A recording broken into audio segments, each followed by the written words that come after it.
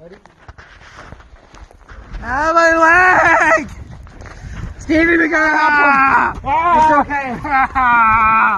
It's alright. I don't want to look. So you can see here, we got a guy, looks like he fell down. Got a pretty bad cut in his leg.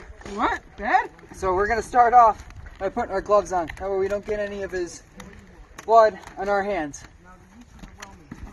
What happened? I think I fell. You fell? Yeah. Alright. Have you been drinking water today? What's that? Oh, you haven't drinking any water?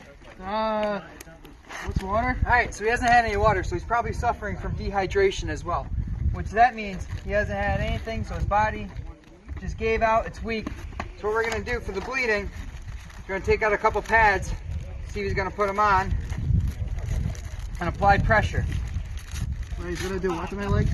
We're going to put pressure on your leg. Put pressure on your leg. So while we're doing this, we're going to continue talking to the patient. Wait, they're gonna hurt. Ah!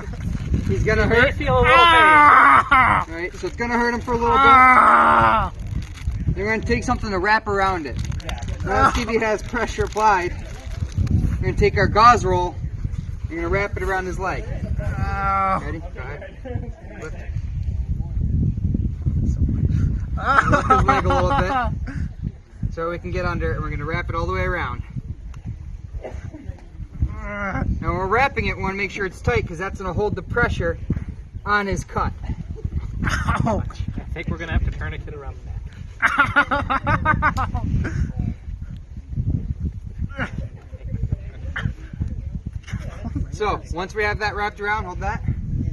We're going to take our tape, put a piece of tape on there to hold it. We never remove the gauze pads. You just add another layer if it starts bleeding through.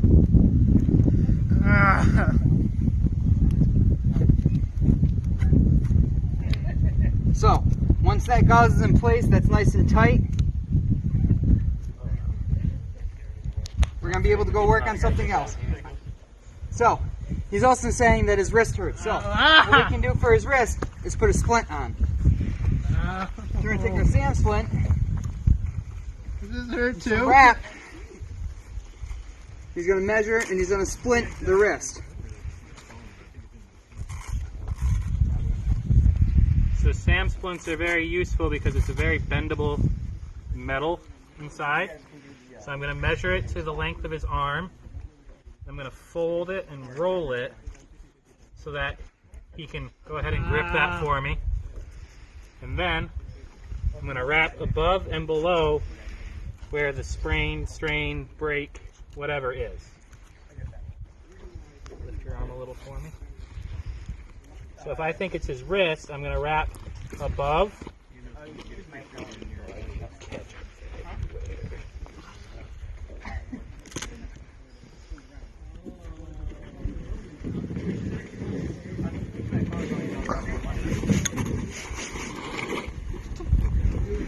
I don't know what Kevin's doing with a boat.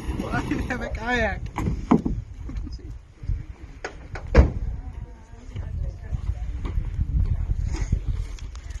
And this, I want it tight, but I don't want it too tight. I want it tight enough where it's going to stay, but I don't want it too tight where it's causing blood flow issues. So we're going to leave that there. So since he was bleeding, we have to treat him for shock as well. So since he's bleeding in his lower leg, what we can do is we're going to raise his legs up. And right now all we have is a kayak to put under him. So we're going to take his legs, lift his legs up. We can get the kayak under. Now his legs are up. What we could do too is if we had a blanket, we could put the blanket on top. So that is how you're going to treat dehydration, cuts, and abrasions, sprains and strains, and as well as treat for shock. And if he's conscious, you want him to sip water slowly. Cool water, not cold, for the dehydration. Cool.